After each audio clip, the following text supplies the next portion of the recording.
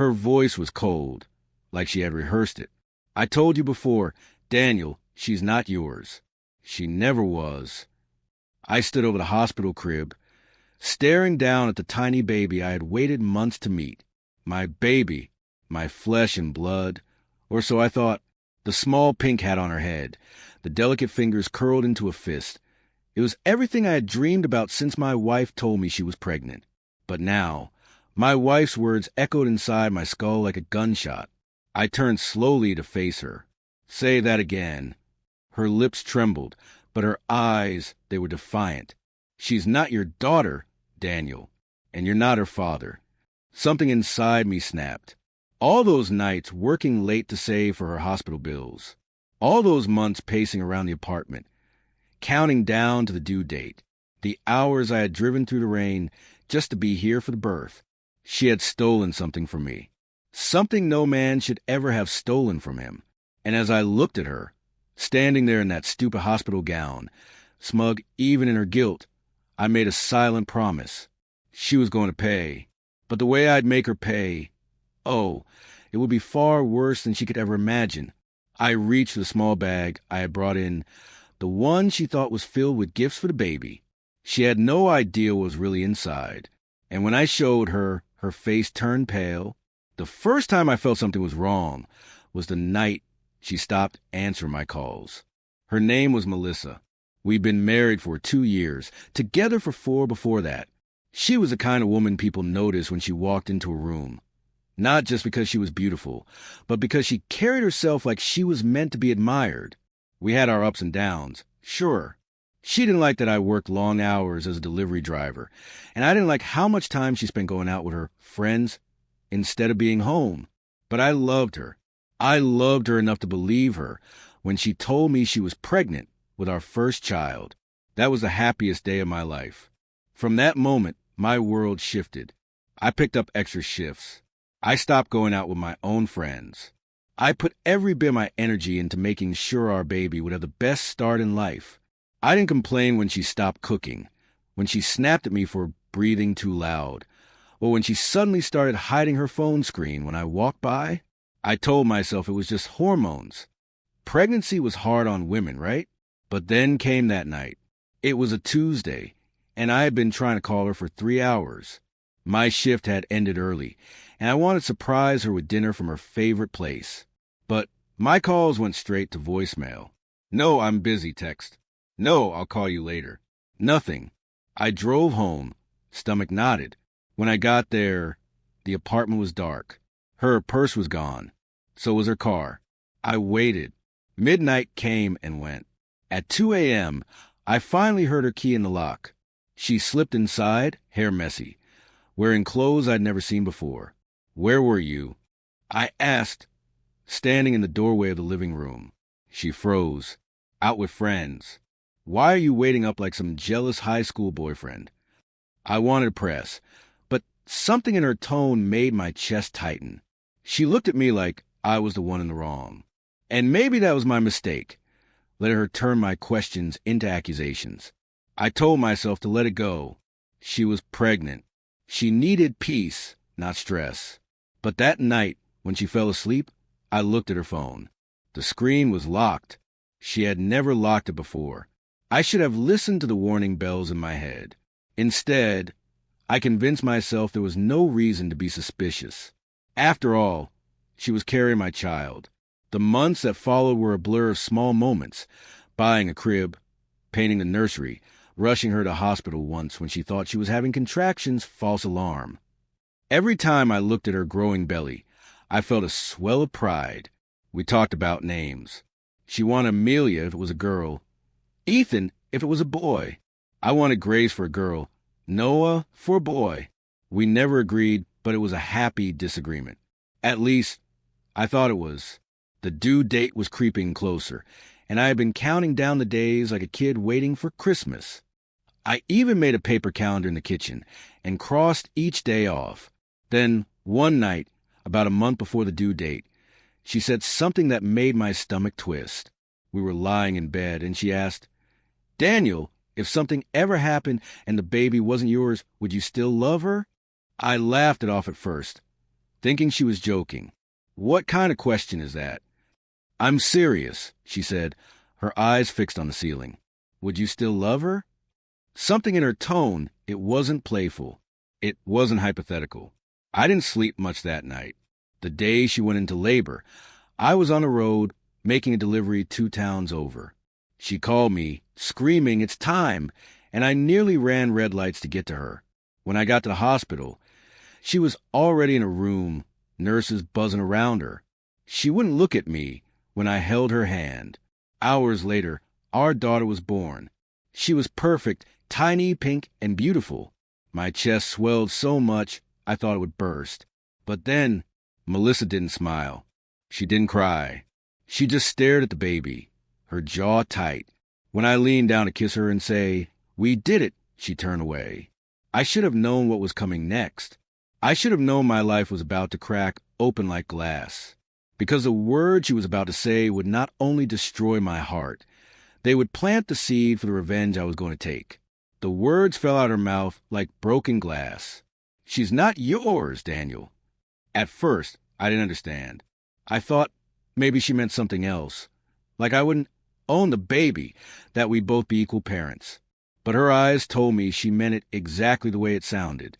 "She's not your daughter," she said again, slower this time, like she was trying to make me accept it. I felt my throat close up. What do you mean she's not mine?" Melissa sighed like she was annoyed, like I was asking her why the milk had gone sour. "I mean you're not her father. I've known for months.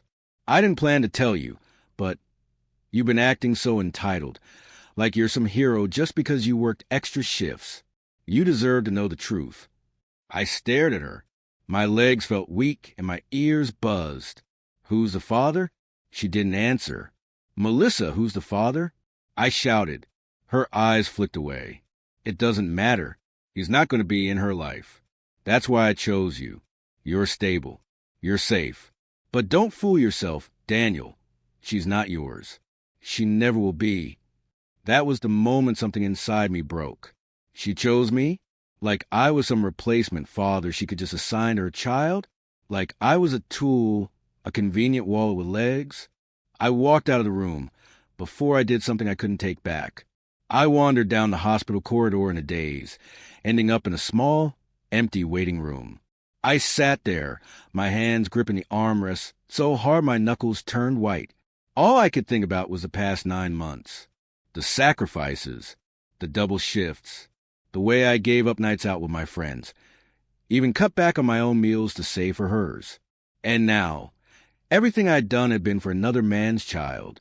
The rage that bubbled in for the next few days, I avoided her. I didn't visit her in the hospital again. I stayed at a cheap motel across town, lying awake and replaying her words over and over in my head. Part of me wanted to walk away completely, leave her, file for divorce, never look back. But there was something about the smug look she had given me, like she had won, that made walking away feel like letting her get away with it. And I couldn't let that happen. If she thought she could humiliate me, use me, and then throw the truth in my face without consequences, she didn't know who she was dealing with. 2 days later, she called me. "Are you going to come and pick us up from the hospital?" She asked, like nothing had happened. "Yes," I said. My voice was calm. Too calm. Because in that moment, I knew I wasn't just going to leave her. I was going to destroy her. When I got to the hospital, she was already dressed, the baby bundled in a blanket. She smiled faintly when she saw me, as if the conversation we had 2 days ago had never happened. But I wasn't smiling. On the drive home, she kept talking about the baby's feeding schedule, what brand of diaper she wanted, and how she didn't want visitors for the first week. I just nodded, my eyes on the road, because my mind was somewhere else, already planning. If she wanted me to be the safe choice, the stable, predictable man she could control, she was going to learn that safety was an illusion. I was going to find out who the real father was. And when I did, I would make them both regret thinking they could play me for a fool.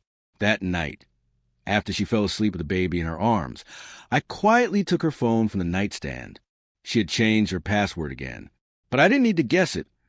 I had already installed a tiny device in her phone charger months ago. one that sent all her messages and call logs to me. It had started as a way to check in on her when she stopped answering my calls. Now it was going to be my weapon. I opened my laptop and read through the logs. And there it was, her last messages to him, the man she had been seeing behind my back, the man who was the father of the baby she had just brought into our home. His name lit up the screen like a curse. And as I stared at it, my pulse slowed, my rage focused. Now I had a name. Now I had a target. But before I could make my move, I needed to know everything. Who he was, where he lived, what he cared about most. Because when I was done, he wouldn't just lose his child. He'd lose everything. And Melissa, she'd watch it happen. By the end of the week, I already had my first lead, and it came from the last place I expected. A manila envelope slid under my door in the middle of the night. No return address. No name. Inside there were photos. Photos of Melissa. And in every one of them, she wasn't alone. I sat at the kitchen table in the dark, the only light coming from the street lamp outside the window. The photos were spread out in front of me like pieces of a puzzle. Melissa at a cafe, leaning in close to a man with broad shoulders and a clean-shaven jaw. Melissa stepping out of a car, her hand resting lightly on his arm. Melissa in a park, holding a small paper cup of ice cream while he kissed her cheek. And in one of them, she wasn't pregnant yet, which meant this wasn't some fling that happened when she was emotional or confused. This had been going on for a while. The man in the photos was the same one I'd seen in her phone logs. His name, Ryan Carter. A quick search online told me more than I expected. He wasn't just some random guy. He was a local real estate broker.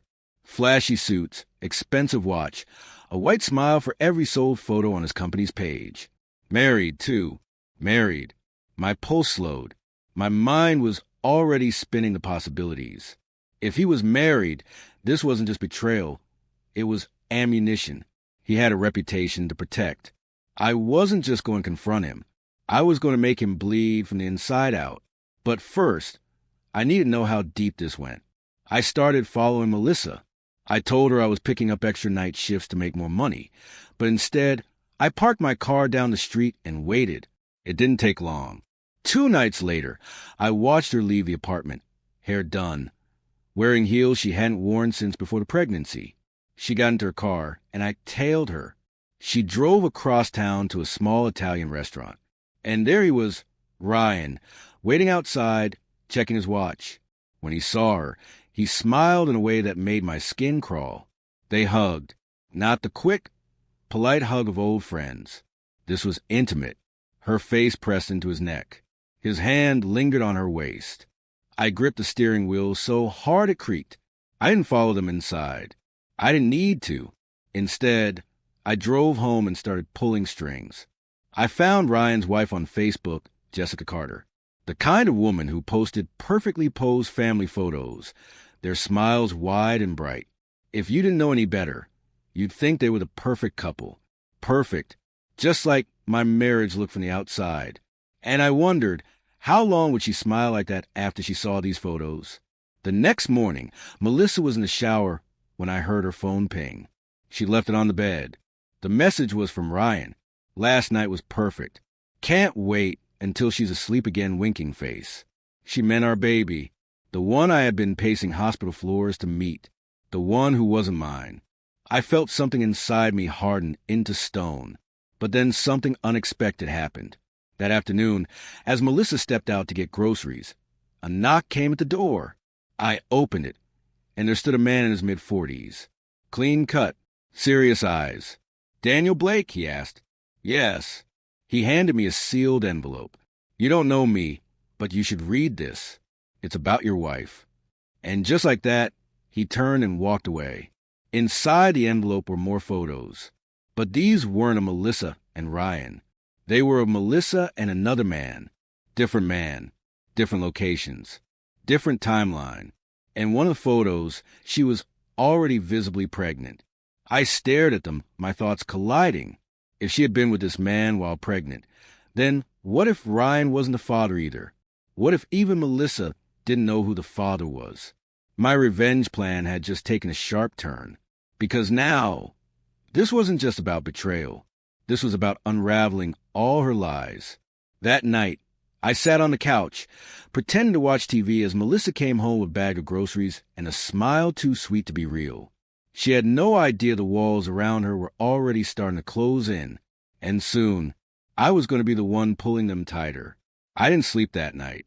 The images from both envelopes played in my head like a broken slideshow. Melissa laughing with Ryan, Melissa whispering to the other man, her hand resting on his chest, pregnant belly between them.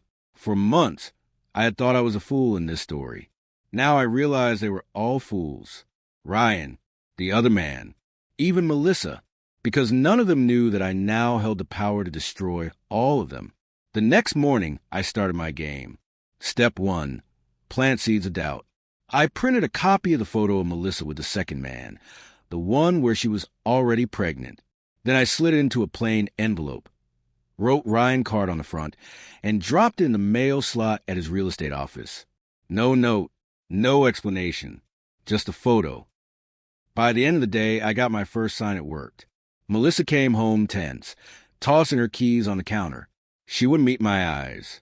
"You okay?" I asked casually, flipping a page in the newspaper. She mumbled something about being tired and locked herself in the bedroom to make a phone call. I heard her hissing into the phone, the words muffled, but I caught Ryan's name. Good. Let the suspicion eat at him. Let him start wondering if the baby he thought was their secret wasn't his after all. Step 2. Lure out the second man. The envelope from the stranger hadn't come with a name, but I had a clue. One of the photos had a street sign in the background. It didn't take long to track it to a small bar downtown. I went there that night, ordered a drink, and waited. It was pure luck, or maybe fate, that he walked in less than an hour later. Same face from the photos. Same leather jacket. He ordered a whiskey and sat alone. I slid into the seat beside him. "Quiet night," I said, watching his reflection in the bar mirror. "Yeah." He didn't look at me. I decided to test him. "You know, my wife comes here sometimes." He glanced at me then, only for a second. Yeah. Dark hair, about this tall." I held my hand up. Pretty smile. Pregnant recently. His jaw tightened just enough for me to notice. Lots of women look like that. I smiled. Not with a husband like me. He froze.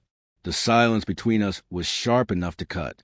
Then he finished his drink, muttered something about having somewhere to be, and left. Bingo. I followed him out, keeping my distance. He didn't go far, just a couple of streets over, into an apartment building. Now I had his location, and I had an idea. For the next week, I played my role perfectly. Loving husband, helpful father figure, quiet provider. Melissa thought I had accepted the truth she told me in the hospital.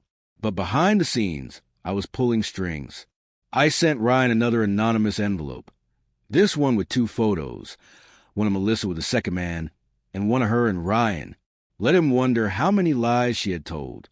I also left a single photo of Melissa and Ryan under the second man's apartment door, along with the words, "Ask her whose baby it is."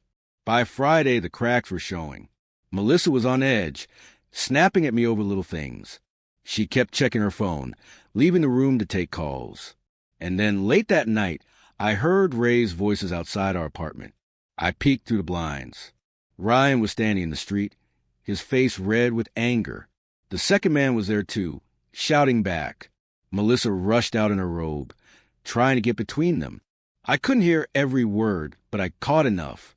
"You said it was mine." She told me the same thing. They were both looking at her, like she was a snake. I smiled in the dark. The trap was working. But I wasn't done yet, because now that they were turning on her, it was time for step 3. Make them both think she had betrayed me in a way that put their lives in danger. Something that would push them past suspicion, into fear. And to do that, I needed just one more thing. Proof that Melissa wasn't just cheating. She was using them. I got it 2 days later. And when I did, I realized the truth was worse than I imagined. Because Melissa hadn't just been lying to us. She'd been lying to someone far more dangerous. And now, all of us were in his sights. The proof came in the form of a single voicemail. It wasn't meant for me. It came through Melissa's synced email account, one I had access to from the monitoring device I'd planted months ago. The voice was deep, slow, and laced with the kind of quiet menace that makes your stomach clench. Melissa, you've got 3 days to get me my money. I don't care whose kid it is. You know what happens if you don't pay. I played it twice, making sure I wasn't imagining the threat. This wasn't just a jealous lover or some random scammer. This was a man who was used to being obeyed. And now, I had my answer to the question that had been nagging me since the beginning. Why was she playing 3 different men at the same time? Melissa was in debt. Not just a little debt. Serious debt. The kind you don't pay back, and people start showing up to remind you.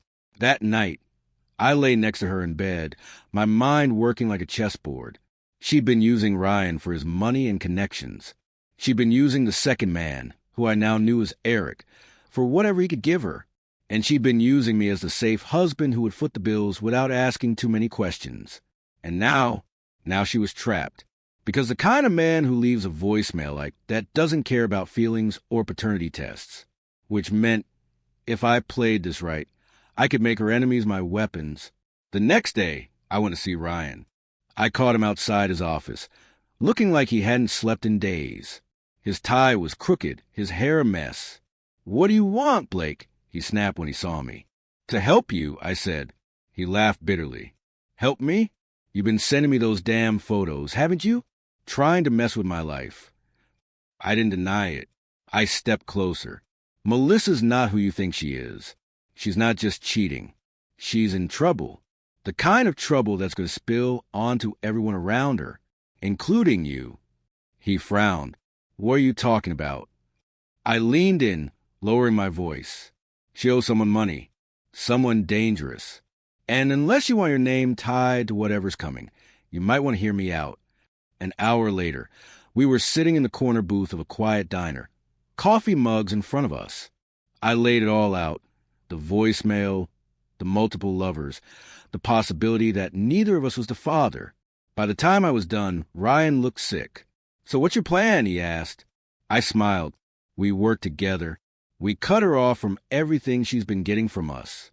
And when she runs to whoever this guy is, we'll be there, watching. I thought Ryan would be the harder one to convince. But surprisingly, Eric came on board even faster. I waited outside his apartment one night, catching him as he came home. I told him I had proof Melissa had been seeing someone else while she was pregnant. I didn't even have to show him the photos. He just clenched his jaw and said, "What do you want me to do?" Over the next week, we executed the plan. Ryan stopped giving her money. Eric stopped answering her calls. And me? I became the cold, distant husband who still pretended to be there, just enough to watch her squirm. Melissa started to unravel. Her smiles faded. She stayed out later, came home jumpy. She was checking the windows, locking the doors twice at night. It was working. Then one night, she got a call. I saw her face drain of color as she listened. When she hung up, her hand was shaking. I waited until she went to bed, then checked her phone. The voicemail was from him again, the deep voice man. Last warning, Melissa. Midnight. The warehouse on 8, don't be late. I didn't know exactly who he was, but I knew enough. This was the kind of man who made people disappear. And if Melissa was meeting him, this was my chance to end everything. Not just her lies, not just a betrayal. Everything. At 11:45 p.m., I parked a block from the warehouse and watched her car pull in. She stepped out, looking small under the dim streetlights, and disappeared inside. 5 minutes later, a black SUV pulled up. A man got out, tall, broad, wearing a leather jacket. Even from a distance, I could feel the danger rolling off him. I had no idea what was about to happen in that building. But I knew one thing. I wasn't leaving until I had something I could use to destroy her completely. Only, I didn't expect what happened next, because when the shouting started inside, I heard my own name. The moment I heard my name echo from inside the warehouse, a cold shiver ran down my spine. Not just Daniel, not just a slip, Daniel Blake. I ducked lower behind the stack of shipping pallets, straining to hear through the metal walls.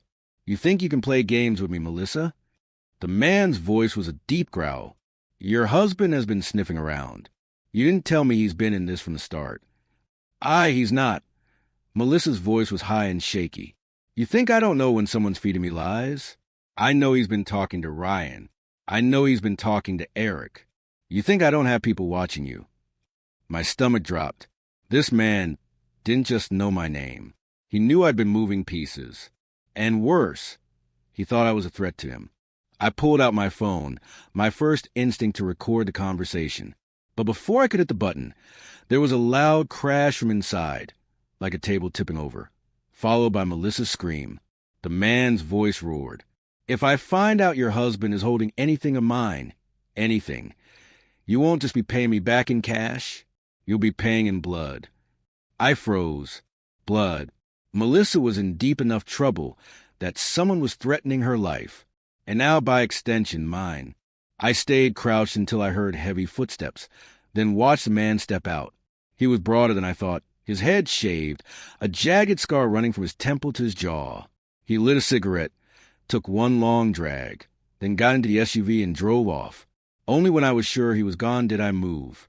Melissa staggered out of the warehouse minutes later, her face pale, her eyes darting in every direction. She didn't see me. She climbed into her car, hands trembling, and sped off. I didn't follow her. I didn't go home.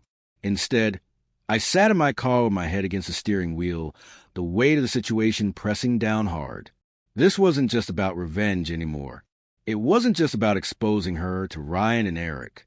There was a man out there, dangerous enough to scare her, who now thought I was part of whatever scam she'd been running. If he came after me, I could handle it. But if he came after me through people I cared about, that was the moment it hit me. I didn't care about her anymore. I didn't care about the baby. But I did care about getting out of this alive, and making sure that when I did, she'd be left with nothing. I tried to sleep that night, but every time I closed my eyes, I saw the scarred man's face. I heard him saying blood. I imagined him finding me at my apartment, or worse, while I was at work, and I realized Melissa had put me in the crosshairs of something much bigger than a love triangle. The next day, I met Ryan and Eric in the same diner booth where Ryan and I had first talked. They were both tense, both angry, both looking at me like I was the one who needed to explain himself. "She's got a third man," I told them, "and he's not like us. He's dangerous. She owes him money and he knows my name, which means we're all on his radar now." Ryan swore under his breath. Eric just leaned back, rubbing his jaw. "So what? We all go to the cops." I shook my head. "You think the cops are going to help when all they've got is a guy saying she owes me money? No, we need to get something that makes him turn on her, make her the only target." Ryan's eyes narrowed. "You're talking about setting her up." "I'm talking about surviving," I said, "and taking her down while we're at it." It was a perfect plan in theory. Use the scarred man's own paranoia against Melissa. Make him believe she betrayed him worse than she betrayed us. But to do that, I'd have to walk into his world. And one wrong move could put me in a body bag. That night, as I was mapping out my next steps, I got a text from an unknown number. "You got something of mine. Meet me tomorrow night." Alone. No name. No details. But I need them. I knew exactly who it was. And that was when I realized just how far I'd fallen. I had started this wanting revenge. Now, I was in a war. And the enemy wasn't just Melissa anymore. It was a man who'd kill to win. The meeting spot was a rundown parking lot behind a shuttered hardware store. The kind of place where no one would hear you scream. I arrived 20 minutes early, parked in the shadows, and waited. My heart thudded slow and heavy. Not from fear, but from the weight of the choice I was about to make. Because I wasn't just going to meet the scarred man. I was going to walk out of here with something that could ruin Melissa forever. At exactly midnight, headlights swept across the lot. A black SUV rolled in, same as the one I'd seen outside the warehouse. It stopped a few feet from me, engine still running. The scarred man stepped out, cigarette between his fingers, eyes locked on me like a predator sizing up his prey. "Daniel Blake," he said, his voice low and rough. "You've been busy." I kept my hands where he could see them. If you think I'm working against you, you're wrong. I'm here because I think we want the same thing. He smirked. Oh, and what's that? Melissa gone, I said flatly. That caught him off guard. His eyebrow twitched, just enough for me to notice. You're her husband. Not for much longer, I said. She's been playing all of us. You, me, 2 other men. She's been lying about the baby, lying about money, lying about everything. You want your debt paid? She's never going to give it to you. But I can help you take something else from her. Something worse. He flicked the cigarette away and stepped closer. And why would I trust you? I reached into my jacket slowly and pulled out a small flash drive.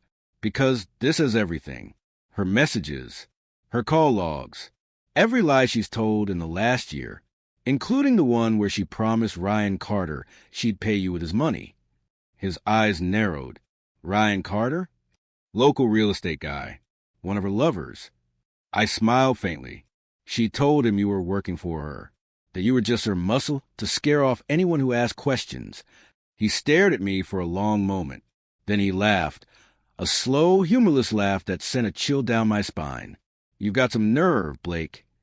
I've got more than nerve, I said. I've got a plan. We hit her together.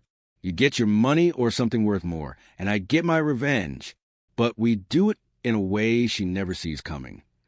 For the next half hour, we stood in that dark parking lot, mapping it out. Step 1. I'd feed Melissa just enough fake hope to make her think she was in the clear. Step 2. The scarred man would lean on her harder, making her desperate. Step 3. When she came running to me for help, I'd set the final trap, one that would leave her isolated, broke, and at the mercy of the one person she feared most. The scarred man listened, nodding slowly. You know, Blake, you might be as dangerous as me. Maybe, I said, but I'm not the one who's going to pull the trigger. We shook hands before parting. His grip was strong, rough, the grip of someone who had done terrible things with those hands.